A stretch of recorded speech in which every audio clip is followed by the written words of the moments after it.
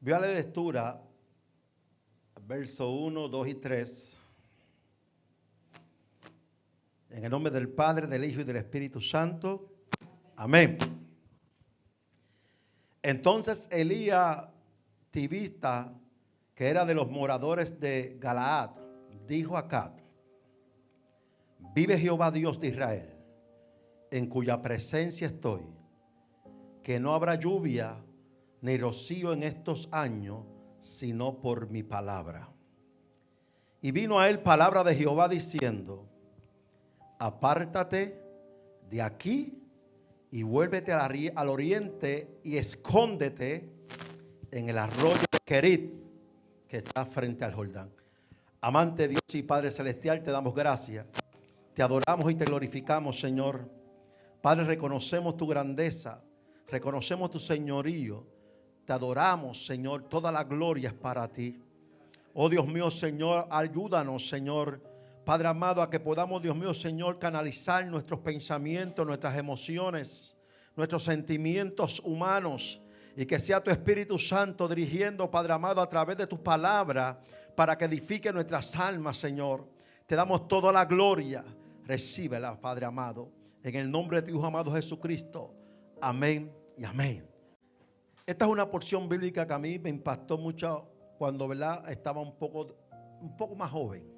Un poco más joven. Gloria al nombre del Señor. Y Dios me inquietaba a través de esta escritura. Y yo miraba, gloria al nombre del Señor, la condición de un pueblo que Dios lo escogió. Lo estamos estudiando, ¿verdad que sí? En las clases bíblicas. Así que cuando vemos esto, yo voy a poner el tema y lo había dicho ya aquí: cuando se seca la bendición. Piensen en ese tema. Cuando se seca la bendición. Comenzar a hablar del profeta Elías, tenemos que reconocer primeramente que Dios trabaja con su pueblo a través de una forma establecida primeramente teocráticamente. O sea que es un pueblo que es gobernado por Dios. Cuando hay una teocracia, es que el gobernador es Dios, no es un gobernador hombre. Así que este pueblo escogido, que tenía un propósito, que lo estamos estudiando en las clases bíblicas, el nombre del Señor, estaba oprimido en Egipto. Todos conocemos cómo llegó a Egipto, la historia, pero también sabemos cómo estaba oprimido un pueblo en Egipto. Dios ha establecido reyes porque el pueblo pidió reyes, pero Dios quería gobernar su pueblo él directamente, y el pueblo no lo quiso aceptar. El pueblo dijo no. Aun aunque recibieron una liberación poderosa, aun aunque recibieron y fueron sacados con esa mano poderosa de Dios de Egipto, y fueron a través del desierto, fueron, aleluya, viendo tantas cosas, como decía el maestro, que no entendía cómo un pueblo que veía los milagros y las potestades de Dios, cómo era que retrocedía hacia atrás.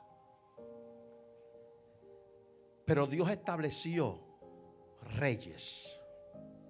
Y hablar del profeta Elías es, pero él pensar a un hombre que tiene la autoridad, el respaldo de Dios. Porque Dios siempre levanta a un hombre con autoridad en sus tiempos. En cada rey que había un profeta que hablara en el nombre de Dios, que anunciara las cosas que estaban mal. Cuando usted lee los reyes y comienza a ver las implementaciones de los reyes, va a comenzar que hubieron como 6 reyes que hacían lo malo delante de Jehová. Hacían lo malo. Y cuando usted quiere entender esto, y dice, pero ¿y por qué tiene que ver los reyes cuando se seca la bendición? Lo que pasa es que el pueblo de Dios estaba siendo gobernado por reyes que se hacían muy fácilmente, o le tomaban las cosas ligeras, a deslizarse a lo malo. Y Dios hace la diferencia con su pueblo. Dios no quiere que su pueblo esté corrompido. Dios no quiere que su pueblo vaya a la deriva. Por eso comienza, cuando usted lee la primera de Reyes, comienzan los reyes a establecerse. Y cuando usted comienza a ir hacia atrás, el capítulo 16, y voy a hablar y usted va a entrar, como yo voy a entrar cuando se seca la bendición. Pero yo tengo que hablar primero por qué llegan las circunstancias a las vidas de nosotros. Y por qué llegan a nuestra vida tantas situaciones, aún a nuestros países. Por qué vienen tantas situaciones que están quebrantando lo que estamos viviendo en nuestra sociedad. Hubieron reyes que comenzaron a reinar. Capítulo 15, a lo último de ese capítulo, habla de un rey llamado Basá. Y quiero que escuche bien. Basá comenzó a reinar y dice al final: e hizo lo malo ante los ojos de Jehová, y anduvo en el camino de Jeroboam y en su pecado, con que hizo pecar al pueblo de Israel, a Israel. La palabra clave es: y hizo lo malo ante los ojos de Jehová. Y por ahí comenzaron a ver una secuencia de reyes: Elab, Simri y Orim, que fue el padre de Acá, que ahí que nos vamos a concentrar. Que cuando vemos en la actitud de estos reyes, dice: entonces el pueblo de Israel fue dividido en dos partes. Cuando comenzó a reinar Orim, el padre de Acá, había una división. Y ahí se dividió el reino del norte, el reino del sur. Y dice el verso 21 del capítulo 16. Porque a veces hablamos de división, a veces hablamos de lucha de poderes. Es que cuando un reino está dividido no prevalece. Jesucristo se lo enseñó a sus discípulos. Cuando los fariseos le decían a Jesús: tú echas fuera demonios por Beelzebú, príncipe de los demonios. Jesús le tenía que decir: un reino dividido no prevalece. O sea que aún el reino de Satanás, el Señor lo reprenda, si estuviera dividido no iba a prevalecer. Pero el reino de Satanás no está dividido. El reino de Satanás trabaja todo en armonía. Los espíritus inmundos, los demonios trabajan en armonía y tienen un propósito: la destrucción. Robar tu alma, robar tu gozo, tu paz, tu tranquilidad, porque eso es lo que dice la palabra. El enemigo vino para hurtar, robar y destruir. Quiere destruir tu vida, quiere destruir tus esperanzas, tus emociones, todo lo que está en tu vida, en tu entorno, lo quiere destruir el enemigo. Así que un reino bien armado, con un propósito definido, estamos enfrentando nosotros como iglesia.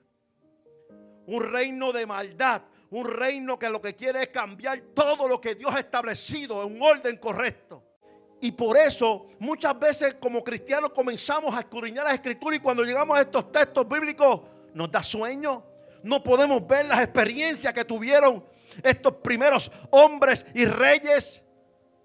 Y decimos: ¿qué enseñanza podemos encontrar aquí? Pues déjame decirle que hoy hay una palabra de Dios para tu vida. Y por eso es que tengo que ir al recuento de los reyes, de los que tenían autoridad, de los que estaban en posición de tomar decisiones. Y Orín estaba compitiendo con uno llamado Tigni, hijo de Ginat, para hacerlo rey. Y la otra mitad seguía a Orín. Todo eso se ve aún en medio de la iglesia. ¿Usted cree que no? Por eso es que tenemos que entender cómo es que el reino de los tinieblas trabaja. Cuando Pablo le dijo, uno dice que son de Apolo, otro dice que son de Cefa, y otro dice que son ni Apolo, ni Pedro, ni Cefa, ninguno es nadie. Solamente es Cristo. Por eso dice: un solo Dios, un solo Señor y una sola fe. En las cosas del Señor no puede haber divisiones, no puede haber, aleluya, rotura, no puede haber diferentes pensamientos, sino que tenemos que estar en armonía, en una sola dirección, porque eso es lo que Dios quiere. Y vemos aquí a través de estos reyes que había una disputa: unos querían a uno y otros querían a otro. Pero dice la palabra que el pueblo que seguía a Orín pudo más que el que seguía a Tibini. Búscalo en el verso 22, capítulo 16. Hablamos esta mañana que los líderes influían en la gente. Pero lamentablemente a veces se levantan líderes que no obran lo que Dios quiere que se haga, sino que obran su propio pensamiento. Y ahí está el problema. Y ese es el ejemplo que está aquí. Por eso es que estoy hablando cuando se seca la bendición. Usted va a ver ahorita. Usted va a ver ahorita cuando nosotros entramos en la parte de que se seca la bendición. Cómo es que entra el profeta y cómo es que Dios tiene que trabajar con este hombre. Para que nosotros entendamos la manera que Dios quiere que nosotros funcionemos. Ya lo leímos. Verso 22 del capítulo 16 de Primera Reyes. Mas el pueblo que seguía a Orín pudo más que el que seguía a Tinit, hijo de Ginat. Y el Tinit murió y Orín fue el rey. O sea, la mayoría venció. Pudo más que el otro. Y se posicionó como rey Orín. Así que Orín comenzó a hacer cosas malas también. En el verso 25 dice: Orín hizo lo malo ante los ojos de Jehová. Mire la descripción de todos estos reyes. Fueron como 6 reyes terribles, que todos le dicen: hicieron lo malo delante de Jehová. E hizo peor que todos los que habían reinado antes que él. O sea que este rey que cogió la mayoría hizo peor que todos los reyes que habían venido y habían hecho antes los malos ojos de Jehová. Para que usted tenga una idea, me hizo mucho peor. O sea que la abominación tan grande que este rey impulsó al pueblo fue tan terrible que comenzó a imperar una apostasía tan grande en los tiempos, que Dios tuvo que levantar a Elías, un profeta de fuego, un profeta de autoridad. O sea que no todo el mundo, aleluya, la mayoría es la que a veces, el nombre del Señor, influye en lo correcto, lo que Dios quiere. Por eso comenzó este pueblo a sufrir las consecuencias de un dirigente que no tenía temor de Dios, que no tenía temor de lo sagrado, que no importando lo que Dios hizo con ellos a través del desierto cuando los sacó de Egipto, olvidaron fácilmente a un Dios santo y a un Dios que le daba provisión, a un Dios que le daba justicia, a un Dios que le daba lo necesario, porque querían ser, cuando se establecieron, como las otras naciones. Queremos reyes. Cuando alguien no se deja gobernar por Dios y por su palabra, hay problema. La palabra de Dios es la palabra de Dios. Nosotros somos solamente portadores del mensaje divino, pero toda la palabra de Dios tiene que ser trazada como está en la Escritura. Por eso el apóstol Pablo le dijo a Timoteo: procura con diligencia. Una cosa que diligente es con mucho cuidado, con mucho esmero, con mucha situación que usted diga: no, esto es importante. Procura con diligencia presentarte ante a Dios como obrero que no tiene que avergonzarse, que usa bien la palabra de verdad. En otra tradición dice que traza bien. Hay que trazar bien la palabra de verdad, porque lo que estamos trazando es la palabra que representa al Dios Todopoderoso. Ay, Señor amado. Entonces, este rey Orín hizo más malo que todos los reyes que habían venido. Pues dice que anduvo en todos los caminos de Jeroboam, hijo de Nabat, y en el pecado con el cual hizo pecar a Israel, provocando a ir a Jehová Dios de Israel con sus ídolos. O sea que comenzó a levantar altares falsos, comenzó a levantar ídolos, comenzó a levantar altares a Baal, a un Dios falso, gran nombre del Señor. Y por eso, gran nombre del Señor, Dios lo vio como una abominación. Hablábamos esta mañana que Dios se le representó a Moisés cuando le preguntó: dime quién tú eres para yo decirle al pueblo de Israel: yo soy el que soy. ¿Por qué? Porque había muchas divinidades y tenían que identificarse Dios, como Pablo en Atenas, que cuando llegó a los atenienses vio muchas imágenes, pero había un estandarte vacío que decía: al Dios no conocido. Porque era muy religioso y dicen: por si acaso se nos queda alguien fuera de reconocer a un Dios, no nos traiga maldición. Pablo le dijo: yo veo que ustedes son muy religiosos, pero a ese que ustedes no conocen, a ese es el que yo vengo a presentarle, al Dios no conocido. Gloria al nombre del Señor, al yo soy, al único, al verdadero. Gloria al nombre del Señor. Y por eso es que Dios identifica: yo soy el que soy, y después de mí no hay nadie más, dice Dios.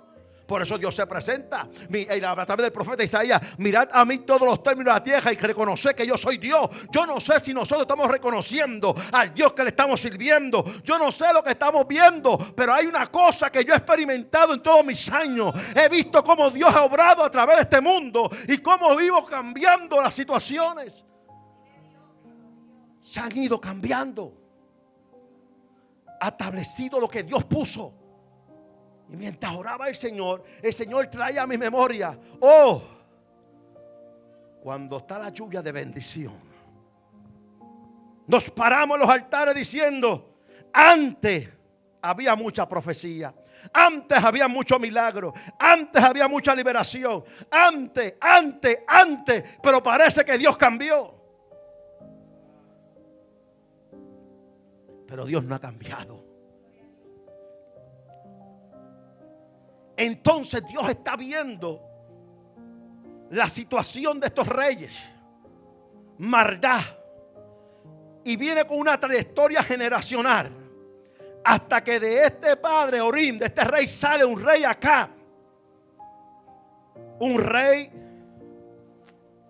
que dice la palabra en el verso 29 que comenzó a reinar Acab, hijo de Orim, sobre Israel el año 38 de Asa, rey de Judá. Y reinó Acab, hijo de Orim, sobre Israel en Samaria 22 años. Y Acab, hijo de Orim, hizo lo malo ante los ojos de Jehová, más que todos los que reinaron antes de él. Le rompió el récord hasta su padre. Acab le rompió el récord. Y cuando yo estaba leyendo esto, yo, pero dámele este rey a ver qué está pasando aquí. Y dice, verso 31: porque le fue ligera cosa andar en los pecados de Jeroboam, hijo de Nabat. Mira, hermano, cuando yo leí eso, dijo: le fue ligera cosa. ¿Sabes cuando algo es ligero? Algo que yo lo tomo liviano, no tiene peso para mí. Y yo como cristiano tengo que tener cuenta con mis andadas, con mis pasos, con lo que yo hablo, con lo que yo presto mis oídos. Yo no puedo ser ligero a deslizarme al mar. Y cuando este rey le da esta descripción, le fue cosa ligera andar en los caminos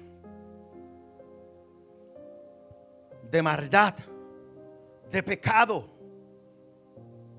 Y no tan solo le fue cosa ligera, sino que hizo algo más terrible.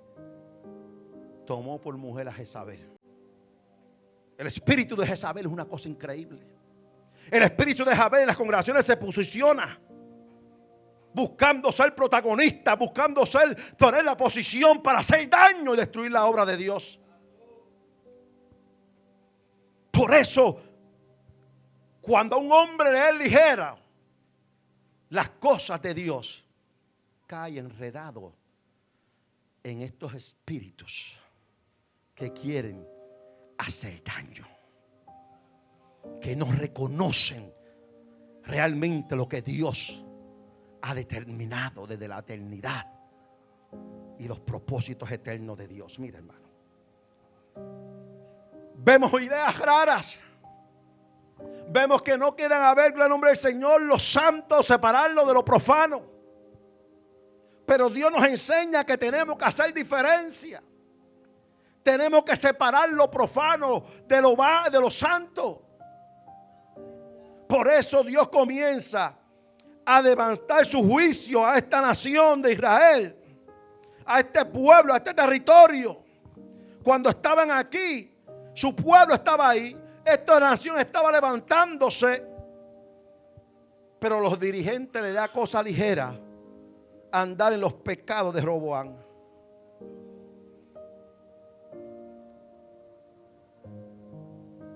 Dice el verso 32. Yo estoy en el capítulo 16, pero no voy a pasar hasta el 19, voy a llegar. E hizo altar a Baal en el templo de Baal que él edificó en Samaria. O sea que él edificó un altar a Baal. Había ahí una Jezabel influyéndole. Edifícale altar a Baal. E hizo también acá una imagen de acera, haciendo así acá más que todos los reyes de Israel que reinaron antes que él, para provocar la ira de Jehová, Dios de Israel. O sea que era tan terrible lo que estaba haciendo este rey, que hizo peor que todos los reyes pasados de él. Provocó la ira de Dios. A veces nosotros decimos Dios es amor, ¿verdad que sí? Pero es fuego consumidor. Aunque se le presentó a Moisés con un fuego que no consumía la salsa, porque era fuego purificador. Pero a través de la escritura vemos cómo Dios trataba con el pueblo para poder mostrarle lo que él quería. Así que la lluvia de bendición ya estaba a punto de secarse. Dice la palabra que cuando llueve, llueve sobre justos y malos. Mira qué bueno es Dios. El sol sale sobre justos y malos. El sol no sale nada más que para los cristianos. La lluvia cuando cae no cae solamente para los cristianos, sino que cae para todo el mundo. Ese es el Dios que le servimos. Pero ahora vamos a hablar del profeta Elías. Porque cuando Dios levanta al profeta Elías para hablarle a un rey como este, como Acab, que no era fácil, era un rey bien posicionado, un rey que había levantado altares religiosos a dioses paganos, a Baal. Tenía que hablarle un hombre de verdad de parte de Dios, un hombre de fuego, un hombre de autoridad. Y dice entonces Elías Tibita, que era de los moradores de Galaad, dijo acá: vive Jehová Dios de Israel, número uno. ¿Por qué? Quiso hacer la aseverancia de que el Dios de él estaba vivo. Porque en ese tiempo la apostasía era tan grande que lo que se enfocaba era en imagen. Pero el profeta Elías tuvo que decir: vive Jehová. Ese Dios al que yo le sirvo es un Dios vivo. Es un Dios de poder, estaba diciendo. Es un Dios de autoridad. Y después le dice con una coma: en cuya presencia estoy. Qué lindo cuando alguien puede decir: estoy en la presencia de Dios. Elías quería que este rey supiera que él no venía a participar de las obras muertas de lo que estaba viviendo esa nación ahí en ese reinado. Venía a hacer la diferencia. Es que como cristianos tenemos que hacer la diferencia. Tenemos que marcar la diferencia. Gloria al nombre del Señor. No podemos correr como los demás corren. Por eso aún en nuestra forma de ser, nuestro carácter, nuestras acciones tienen que ser medidas. En cuya presencia estoy, que no habrá lluvia, sino por mi palabra. Usted sabe que esa autoridad, que es esa autoridad de que un hombre le diga a un rey: no va a haber lluvia, por mi palabra. ¿Por qué Dios por su palabra? Porque fue la palabra que Dios le dio a él para que le diera el mensaje al rey. No era la palabra de Elías, era la palabra de Jehová, el Dios que vive en la presencia que él estaba, porque estuvo separado con Dios. Así que Dios tuvo que tratar también con Elías. Ahí Dios le habla al profeta y le dice: apártate de aquí. Apártate de aquí y vuélvete al oriente y escóndete en el arroyo de Querit. Yo no sé si usted está viendo, visualizando. Habla el profeta, el rey: no va a llover. La lluvia es bendición. Cuando la lluvia se detiene la agricultura. Se escasean los alimentos. No produce nada, no hay vida, hay muerte. Y ahora Dios le está hablando a su profeta: escóndete en el arroyo de Querit. Vete de aquí. Porque venía una sequía grande. Venía sequía grande. Dios no escatima ni a sus siervos. Pero cuando usted quiere entender esto, tiene que buscar el significado de Elías. ¿Qué significa el nombre de Elías? El nombre de Elías significa: el Señor es mi Dios. Y en medio de la apostasía y tantos baales, le estaba haciendo honor a su nombre. Así que medite: Elías significa: el Señor es mi Dios. Qué lindo cuando yo puedo pararme y decir: el Señor Todopoderoso es mi Dios. Por tanto no seré conmovido, aunque los montes se traspasen a medio del mar, aunque se levante queja, yo estaré confiado. Eso es lo que estaba diciendo Elías, aún con su nombre: el Señor es mi Dios. En medio de esta apostasía, yo sé quién vive. En medio de esta situación, yo sé quién es mi Dios. Así que comenzó, gran nombre del Señor, aleluya, Dios ahora a tratar con el profeta: vete de aquí y escóndete en el arroyo de Querit. Así Dios nos hace a nosotros muchas veces. Escóndete en el arroyo de Querit. Tal vez Elías quería estar en otro lugar.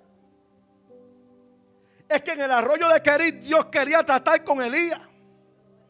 En el arroyo de Querit Dios le iba a alimentar con los cuervos carnes y pan. En el arroyo de Querit iba a haber agua porque venía sequía. Pero Dios quería que el profeta se escondiera en el arroyo de Querit para trabajarlo. Porque Querit significa cortar, remover, aleluya, quitar algo. Yo no sé lo que Dios tiene que quitar de tu vida. Muchas veces Dios te está enviando a que te esconda en el arroyo de Querit. Él te va a sostener.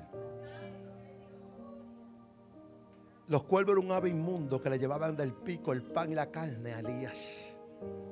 Dios quería tratar con el profeta Elías mientras estaba derramando juicio sobre el rey, aquel reino, porque venía sequía, no iba a llover.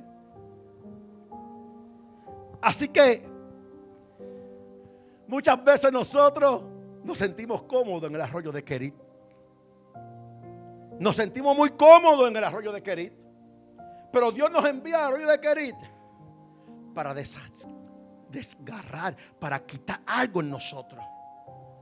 Elías fue enviado al arroyo de Querit para que aprendiera a depender de Dios, para que aprendiera a caminar en fe, para que viera que aún Dios es el poderoso sobre todas las cosas. Pero a mí me llama la atención porque pasando los días, a veces nosotros nos acomodamos, ¿verdad?, en el arroyo de Querit, como la iglesia un tiempo estuvo en el arroyo de Querit. Bendición, alimento, provisión que Dios le estaba dando mientras el mundo se estaba destrozando. Ha llegado el momento de nuestra vida como cristianos que tenemos que hacer algo, y es confiar en Dios. No podemos negarnos ante la presión que se está levantando. Cuando usted ve este evento y sigue la secuencia, Elías estaba allí en el arroyo de Querit, muy tranquilito, con agua, con pan y con carne. No hacía nada. Yo no sé, pero yo a veces pienso que a lo mejor Elías no quería estar ahí. Elías quería estar dando profecía, quería estar predicando, otra vez si predicaba. Muchas veces nosotros queremos predicar, queremos profetizar, pero no entendemos que Dios quiere que estemos en el arroyo de Querit, que Dios quiere sacarnos cosas de nuestra vida, que Dios quiere prepararnos. Porque en el arroyo de Querit es que Dios trabaja con sus siervos. Y dice la palabra que al pasarle el día, el arroyo se secó. De ahí el tema, cuando se seca la bendición. Se secó el arroyo. Hay un problema aquí. La iglesia tiene que caminar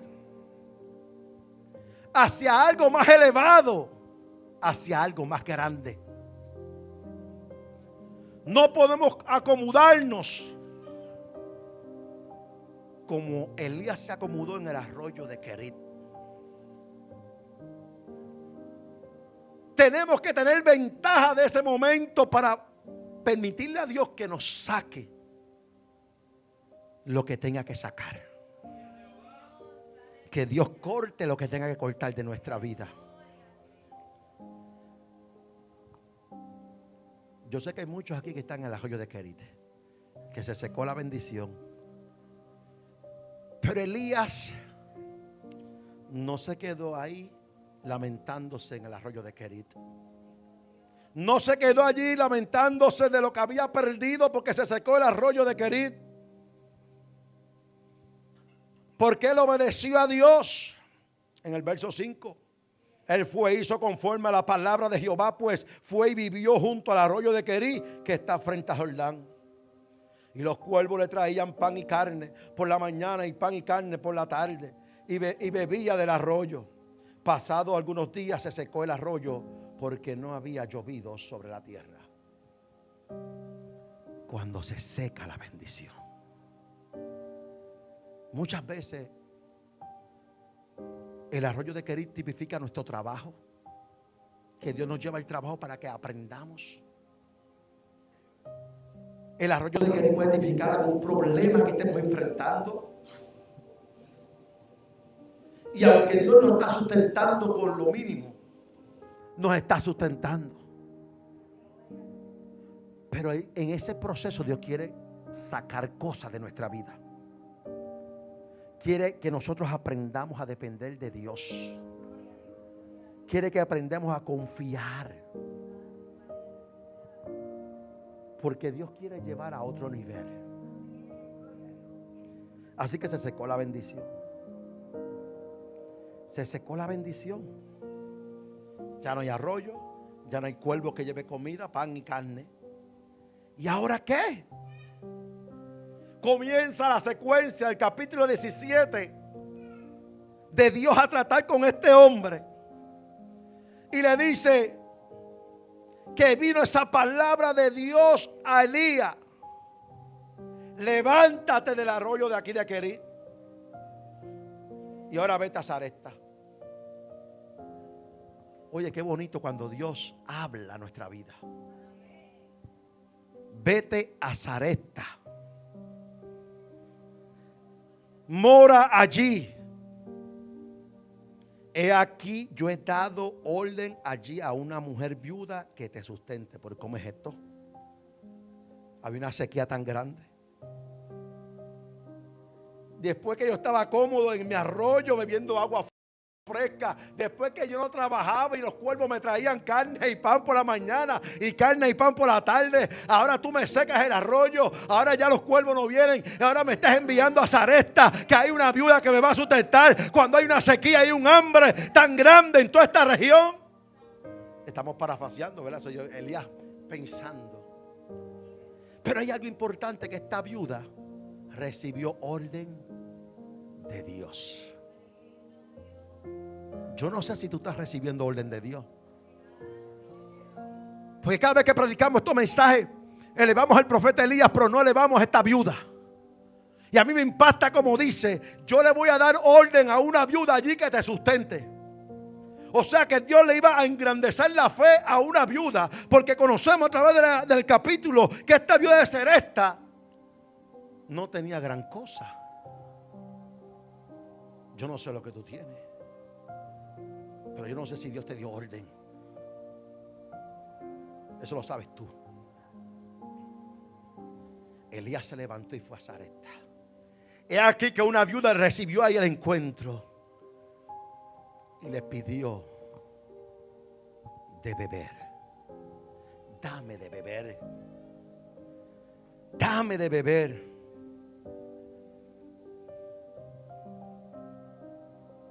Porque la vio que estaba recogiendo unos leños para hacer, ¿verdad?, algo. La vio trabajando. La vio accionando. Y él la llamó y le dijo, estoy leyendo, usted puede seguirme en capítulo 17, verso 10. Le llamó y le dijo: te ruego que me traigas un poco de agua en un vaso para que beba. Pero él acababa de salir, ¿verdad?, de un arroyo que se secó. El amor, ya había pasado unos cuantos días, estaba seco. Pero no se olvide que había una sequía, que fue el mismo profeta que le dijo acá que por su palabra no iba a llover. ¿Qué nos enseña esto? Que aún siendo hijos de Dios tenemos que pasar las necesidades que vienen en este mundo. Dios no los excluyó. O sea que aún Elías, sabiendo lo que se enfrentaba, tuvo que decir la palabra de Dios. No va a llover sino por mi palabra. Y ahora vemos a Elías a otro nivel, a otra dimensión. O sea que el propósito de que se secara la bendición era para mover al profeta a la dimensión que lo iba a llevar. Y aquella viuda, recogiendo leños para hacer una fogata y calentar, tal vez hacer algo para ella, vemos un profeta, hijo de Dios, que le pide de beber sediento de agua. Muchas veces en el camino sediento, los hijos de Dios sedientos se acercan a personas que también están con necesidad, pero que tienen una fe grande en Dios. Esta mujer ya había recibido una orden de Dios, porque fue la palabra de Jehová el profeta: yo le he dado orden a una viuda que te sustente. ¿Cómo esta mujer, si lo que dice después en el diálogo con el profeta, cuando el profeta le pide agua y ella va a hacer a buscar el agua, le dice: espérate un momento, también tráeme una torta de la ceniza de pan? Pero ve acá, y ahí fue que activó y le dijo: ¿cómo tú me estás pidiendo a mí con la sequía que hay? Aquí ahí lo único que yo tengo es un poquito de harina y un poquito de aceite para hacer un poco de pan para mí y mi hijo y echarnos a morir. ¿Usted sabe qué? Que así hay muchos en la iglesia que se quieren echar a morir. Usted está viendo esa palabra, está escuchando bien. Lo que tengo es un poquito de aceite y un poquito de harina. Había perdido las esperanzas, pero si Dios le dio orden que sustentara al profeta. Cuando esta mujer recibió la orden de Dios, ella lo que tenía era el mismo chispito de aceite y el mismo chispito de harina. Cuando se seca la bendición, tenemos que confiar y obedecer a Dios. Así que esta mujer, Dios le habló, la preparó. Pero aún vemos que cuando el profeta le pidió la tortita de pan, ella se activó y dijo: espérate, como que te está a meter con lo que yo tengo aquí. Si yo lo que tengo aquí es esto para yo cocerlo y morirme, para mí, para mi hijo, ya no hay más nada. Se acabó. Nos vamos a morir. Así hay muchos que están a punto de morirse porque dicen: aquí se acabó todo. No se ha acabado, no. Pero el profeta le dijo: haz como has dicho. Vete, haz como has dicho. Lo dijiste. Dijiste que ibas a hacer la harina y te ibas a echar a morir. Haz como dijiste, pero dame a mí primero. No, ese que yo pidiendo. Hazlo, pero dame a mí primero. Es que Dios está probando también la fe de la mujer. Se le estaba secando la bendición a la mujer. Lo que quedaba un chispito de harina y un chispito de aceite. Ya había que cocer un cantito de pan para comerme esto y se acabó. Pero a mí me enseña la palabra que Dios es un Dios de abundancia, que es un Dios que nos da más de lo que nosotros pedimos, es un Dios que provee más de lo que nosotros podemos esperar. Y la mujer obedeció. La mujer obedeció y hizo como el profeta le dijo.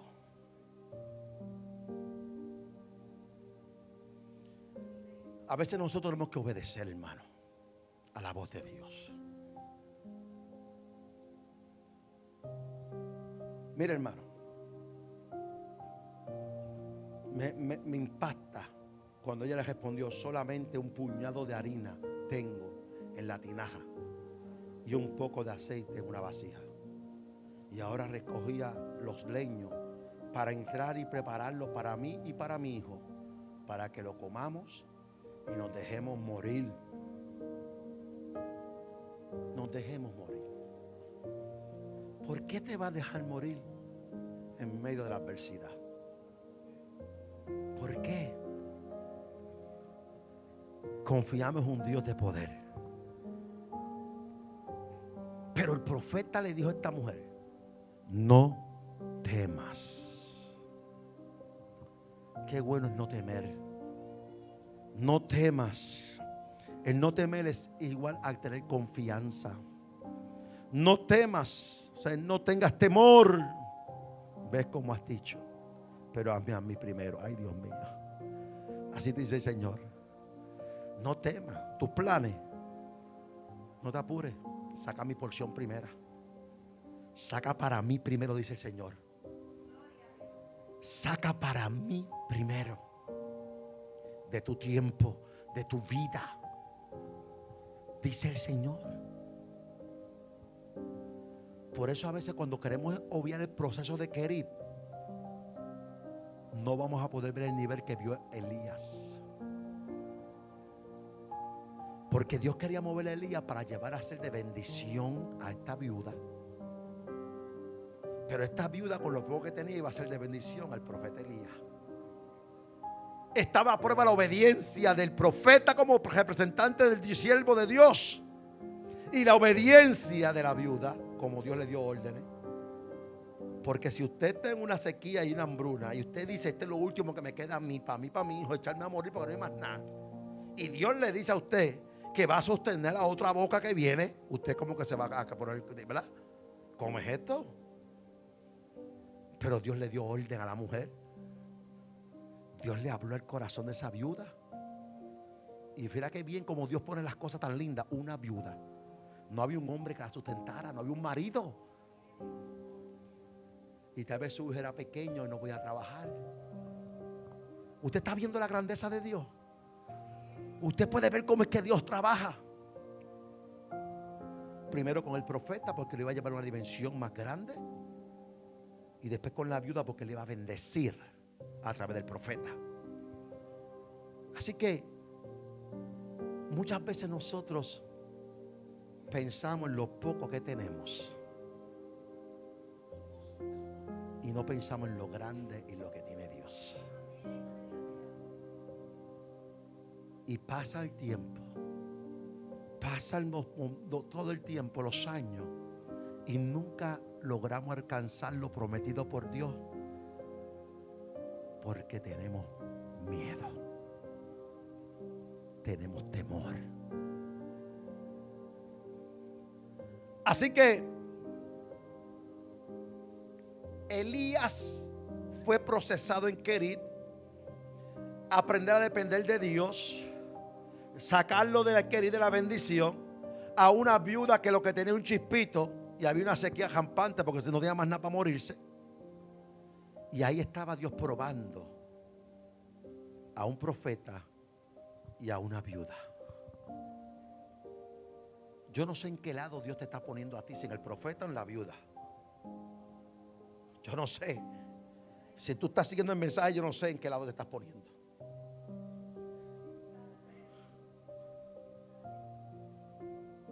La viuda recibió bendición. La viuda recibió bendición. Esa palabra, no tengas temor, hermano. Yo la tengo marcada en mi Biblia subrayadita. No tengas temor. Así que, verso 14, Dios le dice, el profeta dice, porque Jehová Dios de Israel ha dicho así. Qué lindo. Con una seguridad. Este Dios que yo le sirvo, él dijo, el Dios vivo, el que enfrentó a Acab, ha dicho así: la harina de la tinaja no escaseará, ni el aceite de la vasija disminuirá hasta el día en que Jehová haga llover sobre la faz de la tierra. Dios dio una palabra.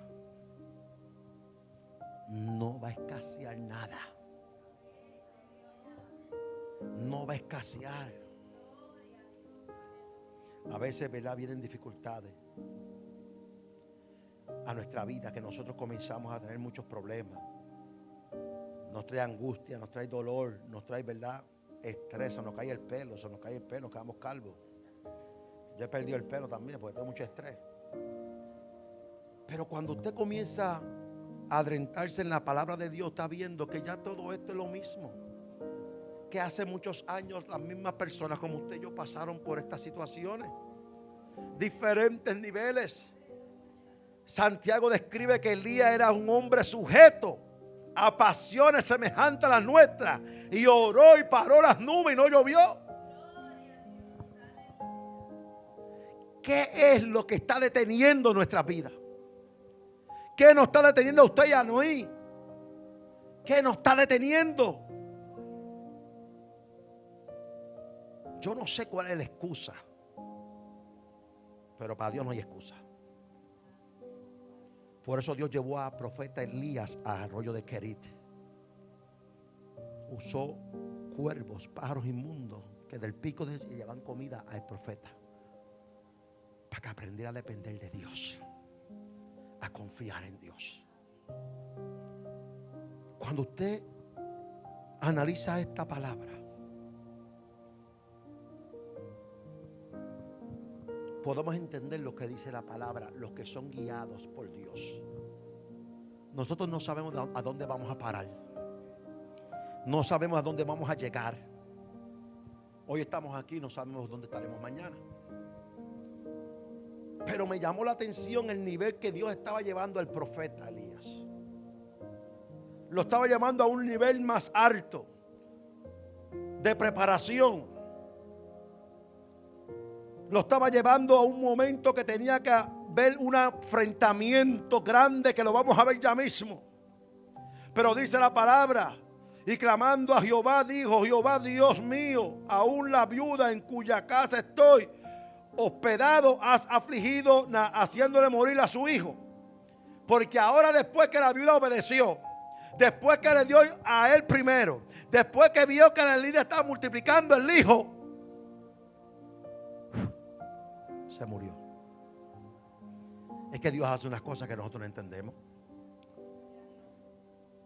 Es que dice que después de estas cosas aconteció que cayó enfermo el hijo de la ama de la casa, y la enfermedad fue tan grave, ¿verdad?, que no quedó en él aliento. O sea, se enfermó de una gravedad que murió. Pero la viuda obedeció a Dios. Pero la viuda le dio al profeta lo que tenía. Pero la viuda experimentó el aceite multiplicándose.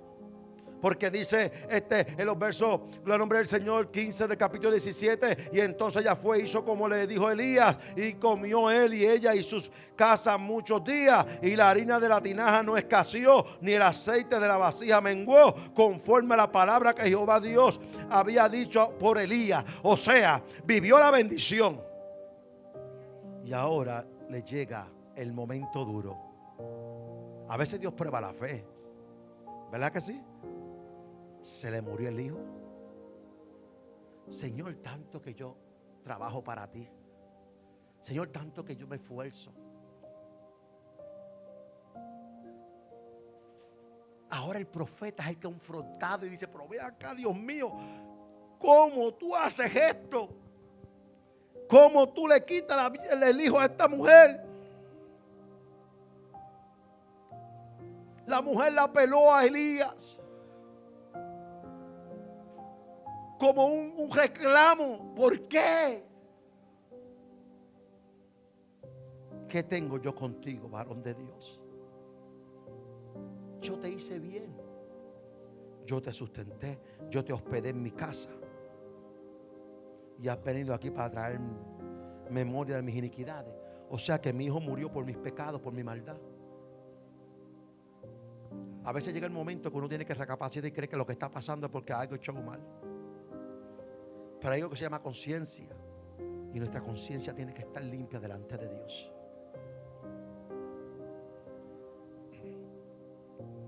Así que ahora hay un muerto aquí en medio de la familia. En medio de la bendición llegó una tragedia, un momento triste, un momento difícil. Y Elías clamó a Jehová y dijo: Jehová Dios mío, aún a la viuda en cuya casa estoy hospedado has afligido, haciéndole morir su hijo. Comienza el hombre a reclamarle a Dios. Es que lo que Dios hace a veces uno no lo entiende. A veces es incomprensible lo que Dios hace. Y se extendió sobre él. Dice la palabra que se extendió sobre él 3 veces. Padre, Hijo y Espíritu Santo. Un símbolo. Y el alma volvió a su cuerpo y vivió. Y entonces la mujer reconoció y dijo, en versículo 24, entonces la mujer dijo a Elías: ahora conozco que tú eres varón de Dios y que la palabra de Jehová es verdad en tu boca. Es bien bonito cuando reconocen que la palabra de Dios es verdad en nuestra boca. Por eso, desde que comenzó todo esto, hablamos que Dios endureció el corazón al faraón. Hemos visto a los reyes como eran malos con un propósito de Dios. Vemos al profeta Elías que se levanta y le dice a Acab lo que le dijo. Paró el cielo, no llovió. Vemos que lo manda a arroyo de Querit.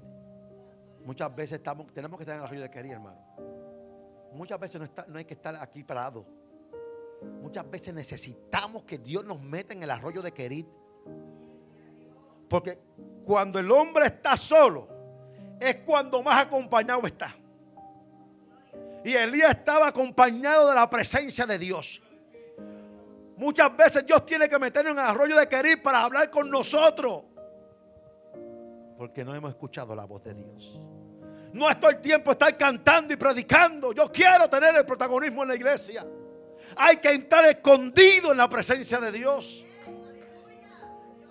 porque nadie nos puede dar lo que no tiene. Así que Elías tuvo que irse allá a un proceso para llevarlo a un nivel más grande, a un nivel de gloria, a un nivel de milagros, a un nivel poderoso, a un nivel donde iba a beber un día, el nombre del Señor, que no simplemente iba a hacer que la harina y el aceite no se escaseara en una casa que había necesidad, donde una mujer había obedecido a Dios, sino que hizo un milagro de resucitar a su hijo. Todo esto Elías tenía que verlo,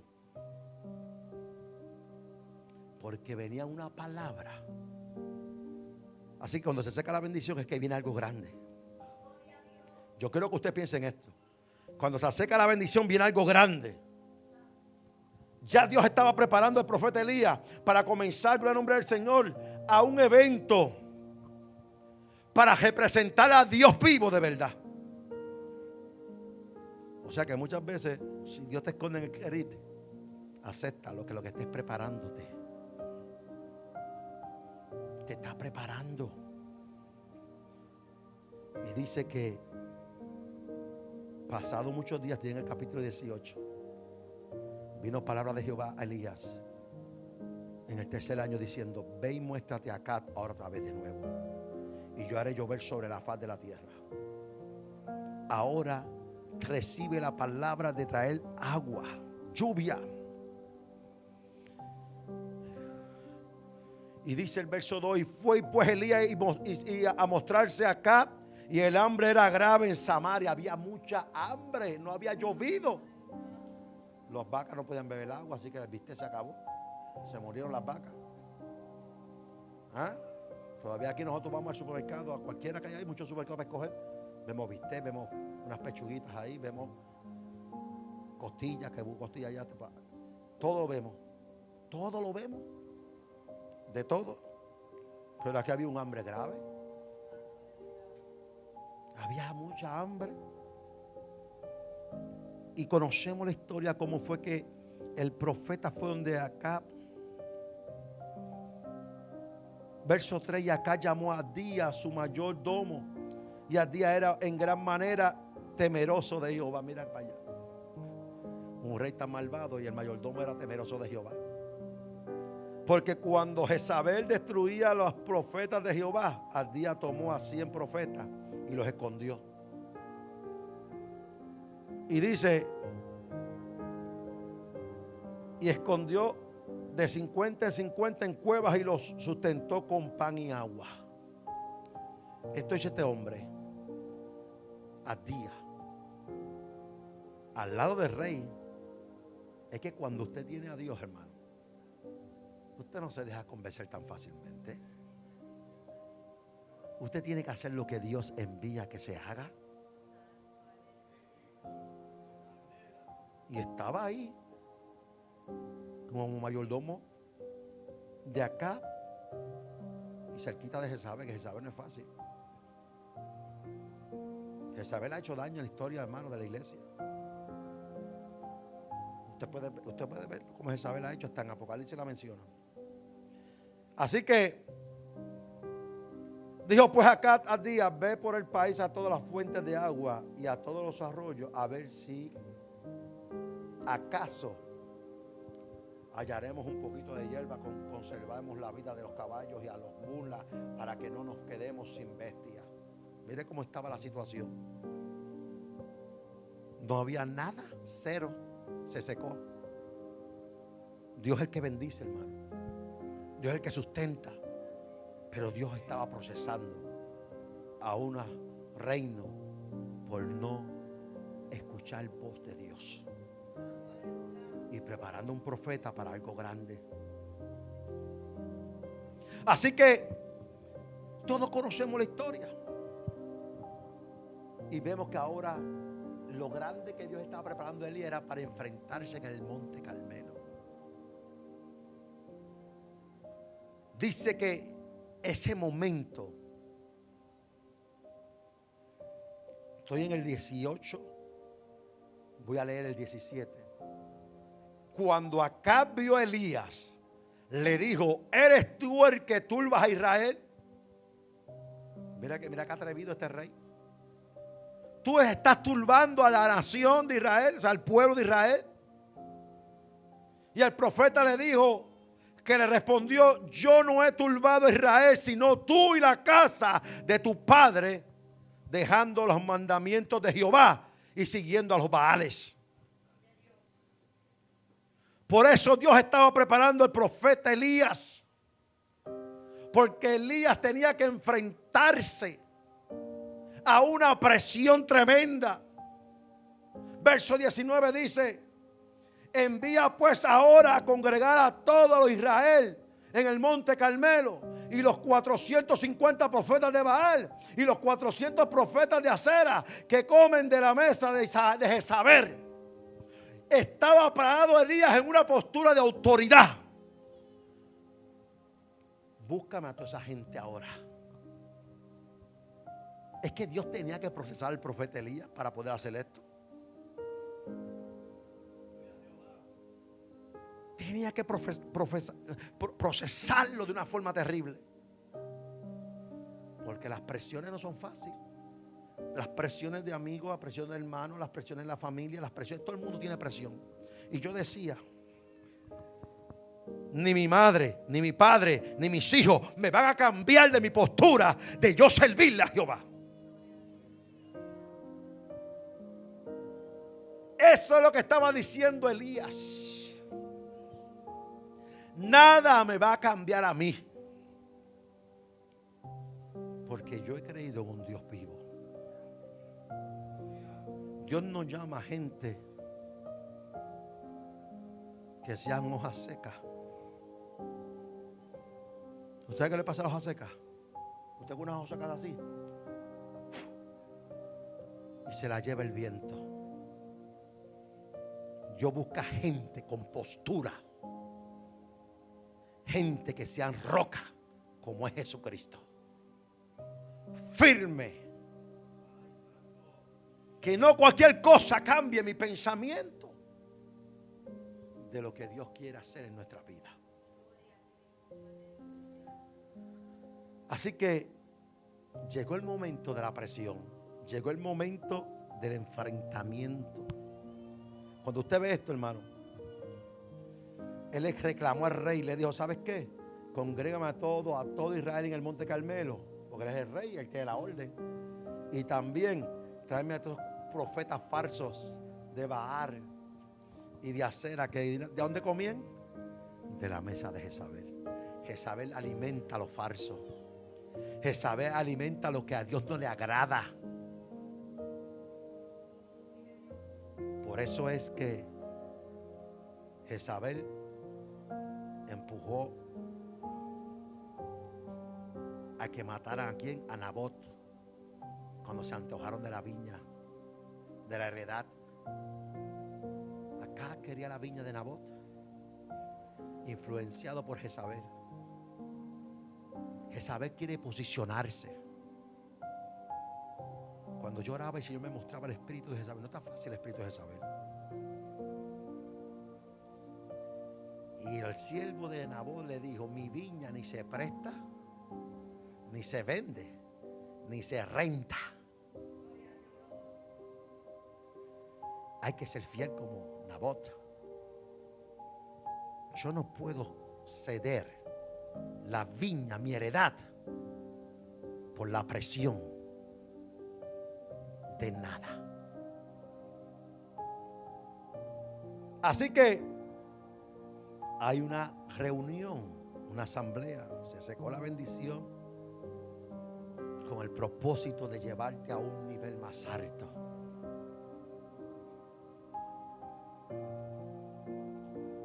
Y Elías le dice esto al pueblo. Verso 21, estoy en el capítulo 18. Y acercándose Elías a todo el pueblo, dijo: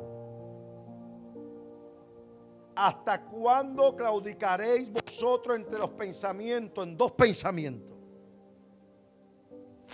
Si Jehová es Dios, seguidle. Mira cómo habla Dios. Dios no está con, mira, por favor, sí, está bien. No. Si Jehová es Dios, seguidle. Y si Baal, y en pos de él. Y el pueblo no respondió palabra. Usted no le llama la atención porque el pueblo no respondió palabra. Es que cuando el pueblo está turbado, no puede responder. No hay compromiso. ¿Cómo es posible que el profeta de Dios le está preguntando a un pueblo que representa a Dios? Y ellos hacen. No respondieron nada. Palabra. Y Elías tuvo que decir, verso 22, volvió a decir: pueblo solo, yo he quedado profeta de Jehová. Se lo dijo al pueblo: solo yo he quedado profeta de Jehová, mas de los profetas de Baal hay 450 hombres. Es que cuando un hombre se levanta con la convicción de Dios, es que para Dios hacer algo grande lo que hace falta uno que crea. Uno que haya pasado por las situaciones difíciles. Uno que no esté, aleluya, acostumbrado a la bendición, sino que esté sometido a la soberanía del Dios Todopoderoso. Y él le decía: solamente yo he quedado, yo soy uno. Es que Dios trabaja con remanentes, Dios no trabaja con mucha gente. A Dios no lo conmueve mucha gente que dice: no, que si esto y lo otro. Y a mí me pregunté: ¿cuánto hay? Ahí no hay mucha gente en la iglesia. No, voy para otra iglesia que hay más gente. O hay otros que dicen: ay, no me gustan las cosas de esa iglesia, me voy a buscar una iglesia perfecta. Si eres de los que tú dices eso, por favor, cuando la encuentres, no entre en ella, porque la vas a dañar.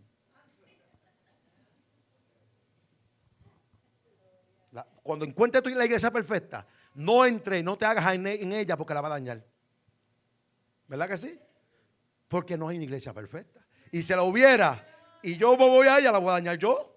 Porque aquí no se trata de, somos nosotros mismos. Ay, no te se ríe, pero es verdad.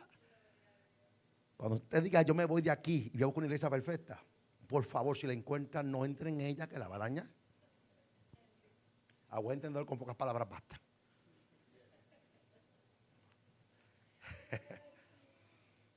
Así que se secó la bendición con el propósito de Dios procesar al profeta Elías a un reino, bendecir a una viuda.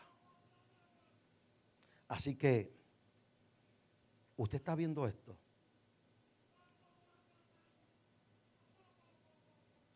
Y ya todos sabemos.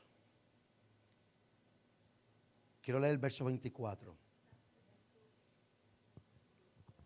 Elías invoca luego vosotros al nombre de vuestro Dios. Dice: invocad luego vosotros el nombre de vuestro dioses, y yo invocaré el nombre de Jehová, el Dios que respondiere por medio de fuego. Este sea Dios. Este sea Dios. ¿Y qué dijo todo el pueblo? ¿Qué dijo? Bien dicho. Ahí respondieron. Es que al pueblo le gusta ver que pase algo. El pueblo le gusta ver confrontamiento, ¿verdad que sí? Porque eso fue lo que dijo Elías. Llegó un acuerdo: vamos a hacer una prueba. Vamos a ver quién es el Dios verdadero. Vamos a ver qué es lo que Dios quiere hacer en nuestra vida. Vamos a hacer una memoria de todos nuestros tiempos atrás. Vamos a ver cuántas veces Dios nos libró. Vamos a ver quién es el Dios verdadero. Porque ante la presión del mundo hay que mantenerse firme. Ante la sequía de todo lo que tenemos bueno, hay que mantenernos firmes. Cuando se seca la bendición es porque Dios quiere llevarte a otro nivel. Un nivel más grande, un nivel de gloria, un nivel de poder representarlo a Él dignamente, como Elías lo iba a hacer frente a los profetas de Baal. Porque iba a ver fuego descender del cielo. Y le iba a cortar las cabezas a los profetas de Baal. O sea que el proceso de Elías fue un proceso definitivo, porque Dios quería cumplir un propósito. Así Dios nos procesa a cada uno de nosotros. Así Dios quiere que nosotros entendamos lo que Él quiere hacer. Se seca la bendición y seguimos gozosos hacia adelante. Porque todas las cosas obran para bien. Aquellos conforme a sus propósitos son llamados. No importa el lugar que escoja, no importa el lugar que Dios te lleve, allí Dios te va a hacer florecer. Porque el justo florecerá, crecerá como la palmera. Así es que dice el Señor. Por eso no podemos estar amarrados a las bendiciones. Dios da, Dios quita. Dios procesa. Dios nos prueba. Vamos a ver cuánto me ama. Vamos a ver cuánto Él puede hacer para mí. Vamos a ver lo que va a hacer ahora. Vamos a ver, en el nombre del Señor, lo que va a pasar.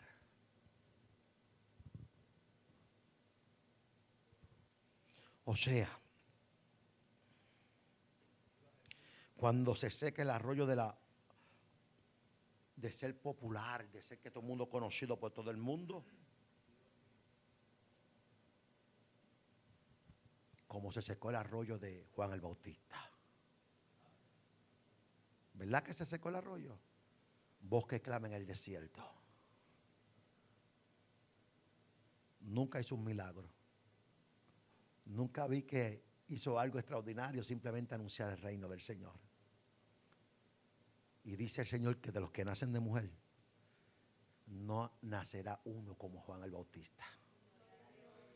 Pero el más pequeño en el reino de los cielos, más grande que Juan el Bautista será. Porque el que quiera ser grande en el reino de Dios, tiene que hacerse pequeño. Pequeñito. Entonces tenemos que conocer qué Dios estaba hablando.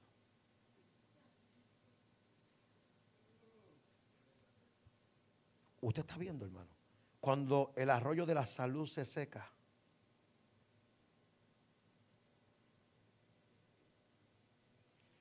cuando llega la salud a nuestra vida y se afecta, algo Dios está haciendo. Es que Dios quiere detenerte un momento para que tú medites con Él. Hay que hacer un alto en nuestra vida. Y yo estaba viendo todas estas notas aquí y yo decía, wow, el arroyo de la amistad que se seca cuando los amigos se van, las amistades se van. Se van todos. Cuando usted está en lo alto, ay bendito, hay amigos por todos lados. Por todos lados hay amistades, por todos lados. Pero cuando usted está en el piso, se va.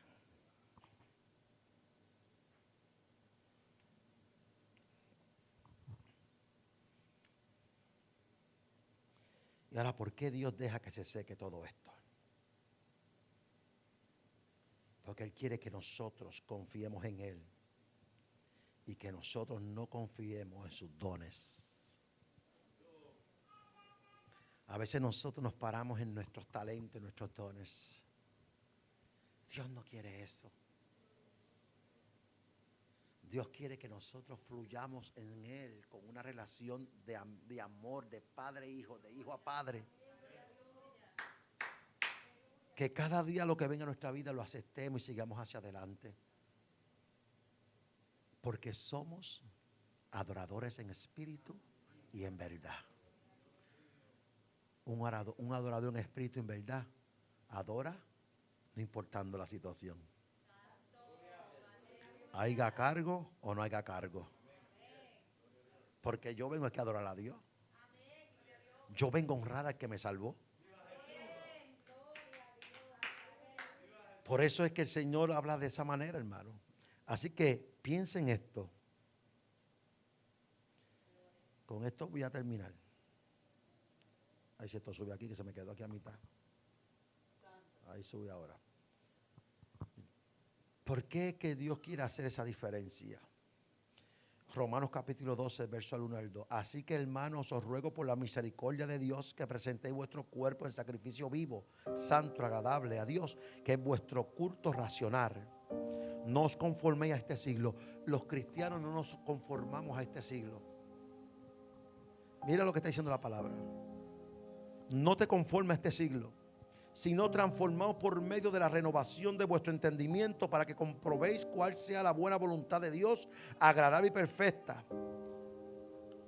Yo tengo que entender cuál es la voluntad de Dios para mi vida, agradable y perfecta. Para poder entender eso, no me puedo conformar a este mundo. A este siglo no me puedo conformar. Hay gente que dice, los tiempos han cambiado y tenemos que adaptarnos a los tiempos. Pero mi palabra dice que Dios es el mismo ayer, hoy y por los siglos. Hay otros que dicen que les gusta emplear un refrán en el mundo que dice, si no puedes con el enemigo, únete a él, que se unan ellos. El cristiano no puede pensar así. El enemigo hace fuerza. Pues yo me voy a unir a él. Señor, no voy a ayunar más, porque cada vez que ayuno se levanta una prueba en mi vida. Señor, cada vez que quiero hacer algo para ti se levanta una prueba en mi vida. No, pues pues únete al enemigo, porque es que la salvación yo tengo que pelear por ella. Yo tengo que hacer guerra. La palabra de Dios dice claramente: es necesario que a través de muchas tribulaciones entremos al reino de los cielos, porque nos van a hacer la batalla fuerte. Y el enemigo la hace de una forma a otra, y a otros se la hace de otra forma, pero la hace fuerte. Así que el sistema de este mundo no sirve, hermano, es malo. Capítulo 2 de Hechos lo dice 40. A veces nosotros vemos la palabra así, la pasamos por encima, pero Hechos capítulo 2 verso 40 dice: y con otras muchas palabras testificaba y les exhortaba diciendo: sé salvo de esta perversa generación. Usted está pensando el mensaje: sé salvo de esta perversa generación. Y fueron bautizados y se añadieron aquel día como 3,000 personas. Ay, Dios mío. Un mensaje suave, pero había unas manifestaciones, unas enseñanzas. Sé salvo de esta perversa generación. Yo no sé si usted está pensando cómo usted librarse de esta perversa generación, pero por eso hay un arca. Por eso Dios levantó la iglesia del Cristo, el arca de Noé, que es el ADN, para hacer escapar de esta perversa generación. El mejor lugar es aquí. Los mejores tiempos que pasamos es aquí, adorando a Dios. Así que siglo malo, toda la palabra nos enseña a nosotros esto. Por eso es que Dios quiere que nosotros estemos bien pendientes a lo que Él quiere que nosotros podamos actuar y hacer. Mira, olvídese de lo que... Mira, hermano, hay personas que piensan: no, que esto y lo otro. ¿Sabes qué? Todo lo que tenemos se va a ser de otra persona. De aquí a 20 años si Cristo no ha llegado, o aquí a 50 años si Cristo no ha llegado, porque estamos diciendo que Cristo viene ya, pero Dios, nadie sabe cuándo viene Cristo. Tal vez otras personas están viviendo en su casa, tal vez otros están disfrutando de lo que usted forjó, que a lo mejor no valorizan lo que usted trabajó. Por eso es que el presente nosotros tenemos que aprovecharlo.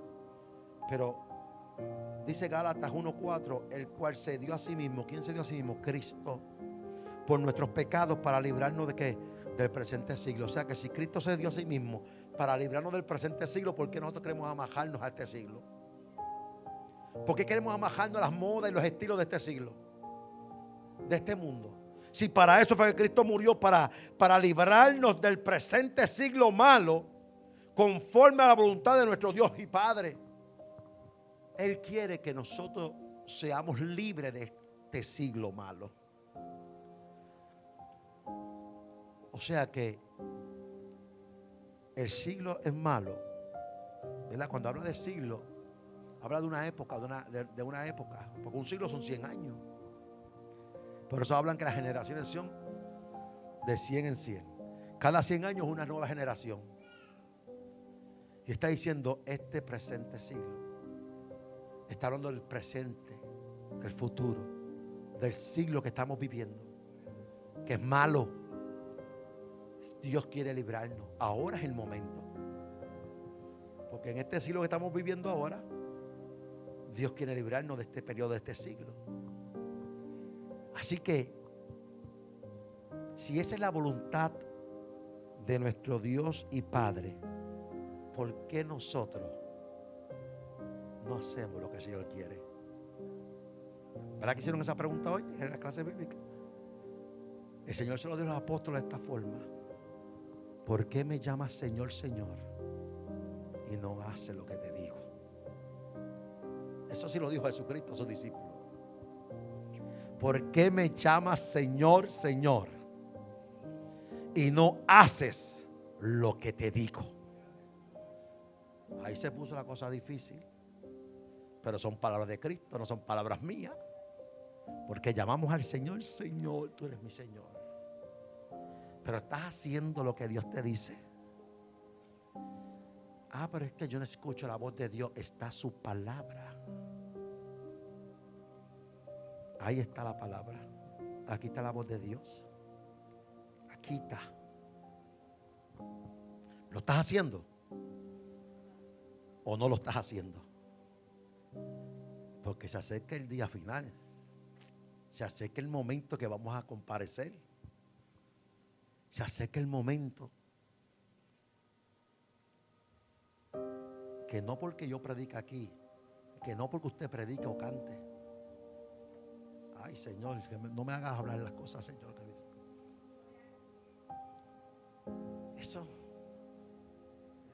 Eso a Dios no lo mueve tanto.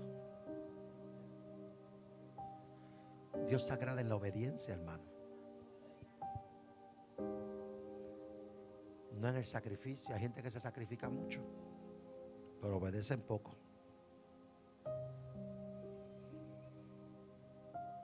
Cuando Dios le habla, no quieren obedecer al Señor. Así que tenemos que ser obedientes. Así que cuando se seca la bendición es que Dios quiere llevarnos a un nivel de gloria. Dios quiere sacar la iglesia a un nivel más grande. Vamos a obedecer al Señor. Vamos a abrazar lo que Dios nos ha puesto en nuestras manos. Vamos a dar al Señor el lugar que Él se merece.